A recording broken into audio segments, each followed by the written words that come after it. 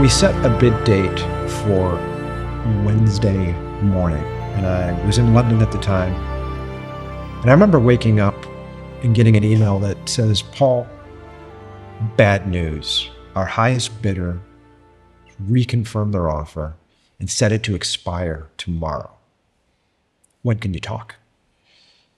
And man, I was expecting to try to get to 1.9 billion SEK on this thing. I thought we told the acquirers this is going to be the final round, like come all in.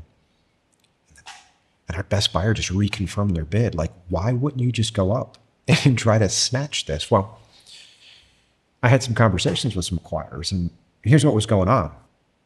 A lot of them had gas in the tank, but they didn't really believe. They believed at this point in time that every one of them thought they were overpaying for this asset, which quite frankly they were, right? It was an extremely healthy price. It was 20 times EBITDA. It was the highest in the industry at the time. It was an extremely high price. So they thought they were overpaying already. They were not 100% sure that anything they would put on paper wouldn't be shopped by us. We attempted to build the credibility that we wouldn't do that. I think we were very fair and we gave the same instructions to all bidders. But of course, it doesn't matter how much credibility you have. If you're going into this and you're a buyer, you got to think, okay, the seller might play games with me here. And I think most bidders just didn't think they had to do more. So here's where we ended up. I had two bids now at 1.85, and I had two bids at 1.8. The highest bidder now was neck and neck with number two.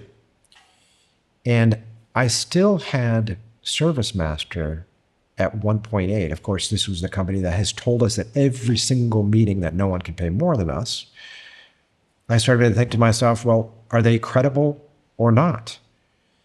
So I got up that morning and I was pissed because not only did we not hit the 1.9 billion SEK that I wanted, that we expected, now I have my best buyer comes in and says, I'm going to use a shutdown move. I'm going to rust control your process. And here's what I mean by that. I mean, their offer said 1.85 billion, not a penny more, and you've got 24 hours to accept or reject this. So they now are attempting to change the rules of hey, this is the final bid round, buyers. And now the buyer's going to step in and say, hey, take this or leave this.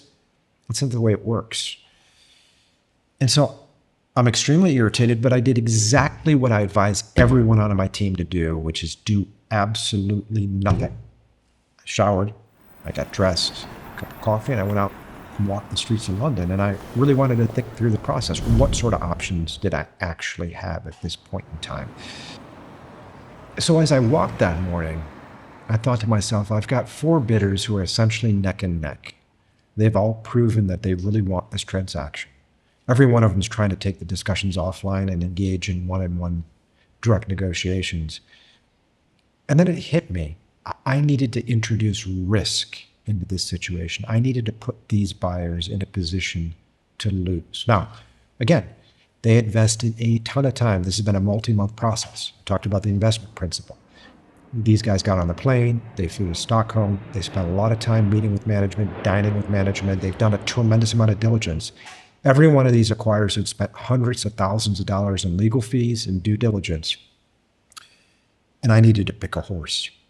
And in order to get that purchase price to where I needed it to be, I had to introduce risk into the equation. And as I walked that day, it hit me. How do you sell flowers in the Netherlands? How does the US Treasury auction off Treasury securities? They don't use an ascending price English auction. They use a descending price Dutch auction. I'd never done it before, but I thought to myself, why not? Because every chance I get, I try to lean into process as opposed to directly negotiate.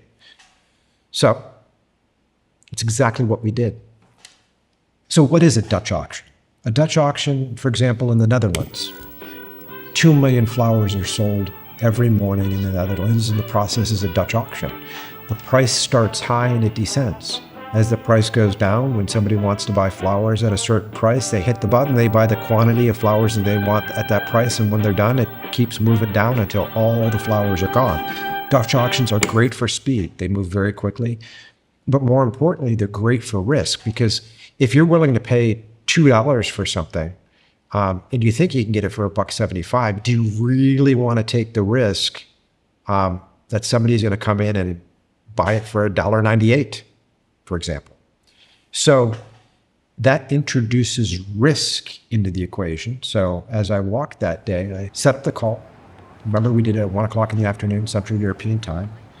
And I said, why don't we begin at 2.1 billion SEK and run a Dutch auction, which means we go out to each individual acquirer and say, acquire A. The price on the table is 2.1 billion SEK. You don't have 48 hours, you don't have a week, you have 8 hours. At the end of 8 hours, you've either rejected this or it expires, and we go to the next bidder. And once we go to the next bidder, we're going to go overnight. Once we go to the next bidder, we're going to give them 8 hours, and the price is going to go down. If they reject it or it expires, then we're going to go to the next bidder, and the price will continue to fall. It may come back to you or it may not come back to you, but this is where we are right now. Acquire A, here you go. 2.1 billion SEK, you've got 8 hours. The bidders don't know how many bidders there are. They don't know if there's 2, they don't know if there's 1, they don't know if there's 10. But at the end of the day, it introduces substantial risk because, if somebody's got a bid of 1.85 billion SEK now, and they're willing to pay 1.9 for it, do they really want to risk somebody else swiping it off the table for a price that they would have paid? And so we went through all of the acquirers once, and by the time we got back to acquirer A, they hit the bid at 1.93 billion SEK. The deal closed with Service Master 2 or 3 weeks later.